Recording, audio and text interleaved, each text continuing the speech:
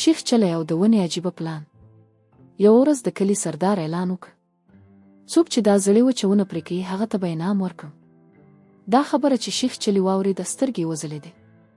وی ویل بس نن خو زه شتمن کېږم. هغه کلهاړې واخیسته او ځنګل ته روان شو. په لاره کې به یې هر چاته ویل نن به داسې کار وکړم چې ټول به مې یاد ساتي. کله چې ونې ته ورسېد ونه رښتیا هم ډېره لویه وه. شیخ چلی پورته وکتل. ویښته. بیا یې بیا پورته وکتل.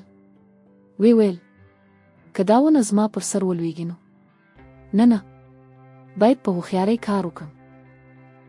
هغه یو عجیبه طرحه جوړه کړه. د ونې تر ټولو پورته څانګې ته وخوت او هلته کښېناست. بیا یې د لاندې برخې پرې کول پیل کړل. هماغه وخت یو لاروی تېرېده چې دا صحنه یې ولیده. په لوړ غږ یې ویل وروره څه کوې؟ که له همدې ځایه پرېکړې ته به هم ورسره ولویږي. شیخ چلی وخندل او ویې ویل ته مه وارخطا کېږه. زه ډېر هوښیار یم.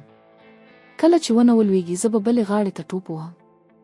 لاروی سر وخوځاوه او ولاړ. څو شېبې وروسته کراک ونه ولړزېده او نیغ په ځمکه راولوېده او شیخ چلی هم ورسره ټوپ شو. په ځمکه پرېوت. لږه شېبه وروسته هغه پورته شو. کالي یې وڅنډل او ویې ویل ما خو قصداً داسې وکړل. غوښتل مې وګورم ځمکه څومره سخته ده. د کلي خلک هم راغلل. سردار پوښتنه وکړه ولې دې ونه داسې پرې کړه؟ شیخ چلی په ویاړ وویل ما ځکه پورته کښېناستم چې ونه نیغه راولویږي. ټول خلک په خندا شول. په پای کې سردار وویل انعام به درنه کړم خو موږ دې ډېر وخندولو. شیخ چلی په موسکا وویل خلک خندول هم یو لوی کار دی.